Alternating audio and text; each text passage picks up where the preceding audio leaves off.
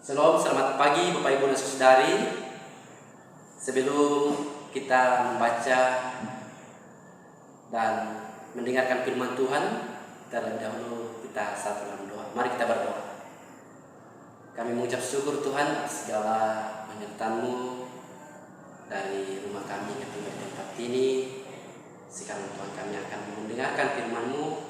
Berkati kami Tuhan, dapat kami memahami tentang firman-Mu. Berkati hamba-Mu akan menyampaikan firman-Mu, dapat menyampaikan firman-Mu ini dengan benar. Semua itu karena pertolongan Tuhan. Di dalam nama Tuhan Yesus kami sudah berdoa. Amin. Baik Bapak Ibu, kita buka kitab kita dalam Yesaya pasal 43 ayat 16.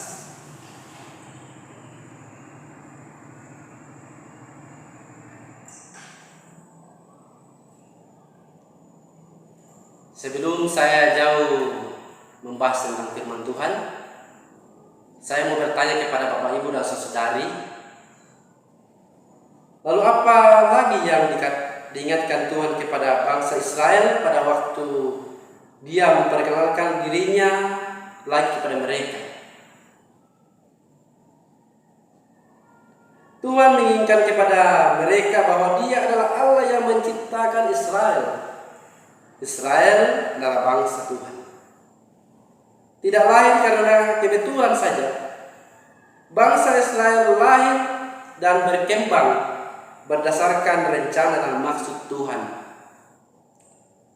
Jadi Tuhan sedang berkata kepada bangsa Israel dengan menggunakan begitu banyak ungkapan. Aku menciptakan engkau. Engkau adalah milikku. Itu adalah perkataan Tuhan kepada bangsa Israel. Apakah engkau berpikir bahwa aku melupakan engkau, akan membiarkan engkau begitu saja? Pada akhirnya Tuhan mengingatkan kepada bangsanya bahwa Dia adalah Bapa. Sedang dalam pembuangan dan menderita di bawah Raja Babel, tetapi mereka tidak perlu takut lagi kepada raja dunia itu. Mengapa demikian? Karena Tuhan memperkenalkan dirinya bahwa Dia adalah satu-satunya yang mengasihi bangsa Israel, bukan raja-raja yang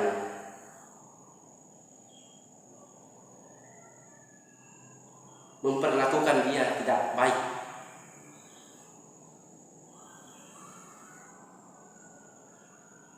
Orang Bapak Ibu dan Saudari,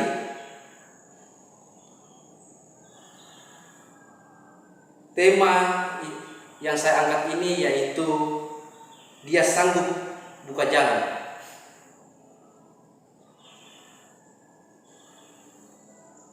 Dia yang dikatakan di sini adalah Tuhan, yaitu Yesus Kristus. Dia sanggup membukakan jalan untuk kita. Dia sanggup membukakan jalan bagi orang Israel. Mengapa demikian? Dia memperkenalkan dirinya karena Dia adalah Sang Juru Selamat kita.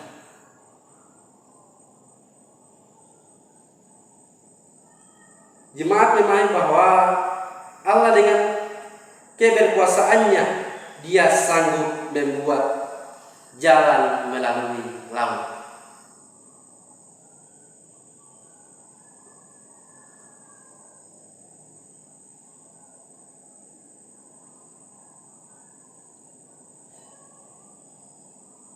Jadi kita melihat dari satu kesaksian bahwa tentang Nabi Yesaya, yaitu memberitahukan tentang akan datangnya suatu kesulitan yang besar bagi bangsa Israel. Suatu masa di mana mereka akan menjadi tawanan. Orang-orang yaitu menjadikan bangsa Israel menjadi tawanan. Pada masa itu mereka akan dibawa dari tanah airnya sebagai tawanan dan diasingkan. Dari sejarah ini kemudian mengetahui bahwa melihat penggenapan dalam nubuatan-nubuatan ini,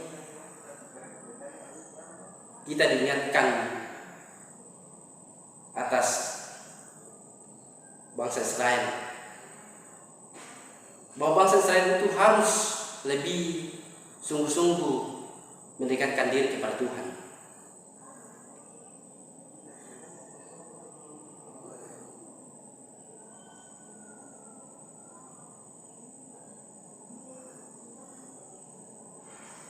Bapak, Ibu, dan saudari,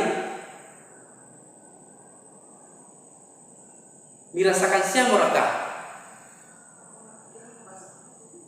tu pakamasianna buang matua laku kita solanasan lan mintu Allah katuanta. Tentu kita semua yang ada di tempat ini tidak pernah menginginkan akan tindas atau dianiaya oleh sesama kita manusia, baik orang tua, pemuda, pemudi. Kita semua tidak pernah menginginkan yang namanya kekerasan dalam hidup kita. Dan dalam tugas dan tanggung jawab kita, jangan sampai kita terlena dengan jabatan yang telah kita miliki, sehingga kita memperlakukan sesama kita dengan tidak sepantasnya. Misalnya seorang pembantu dalam rumah tangga, misalnya dalam majikannya, janganlah kita sebagai majikan memperlakukan pembantu kita dengan semena-mena. Kita harus memperlakukannya sebagai mana mestinya.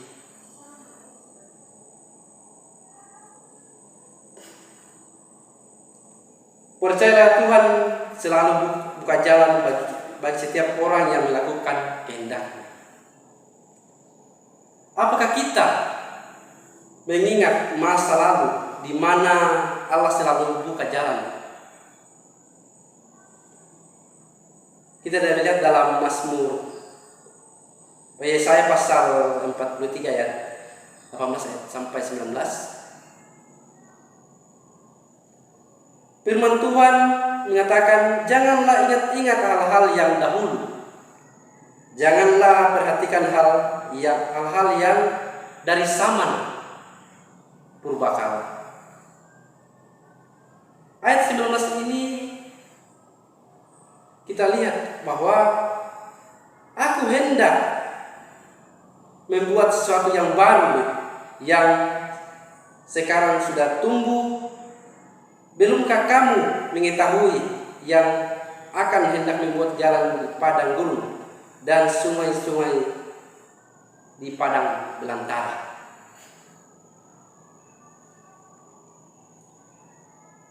Marilah kita mengingat perbuatan-perbuatan dahsyat yang sudah dilakukan Tuhan dan hidup kita dan masa lalu. Dan karena itu kita bersukacita di dalamnya. Kita juga berharap pada apa yang dijanjikan Tuhan pada saat Dia datang kemudian kembali, dan kita menaruh pengharapan di dalamnya. Dalam bacaan ini pada saat ini mengajarkan kita untuk selalu berjalan bersama Tuhan dan dalam penderitaan dan senang sekalipun, seperti firman Tuhan mengatakan, ketika engkau melalui air, ketika engkau melalui sungai, bahkan ketika engkau melalui api, Tuhan akan selalu menyertai kamu.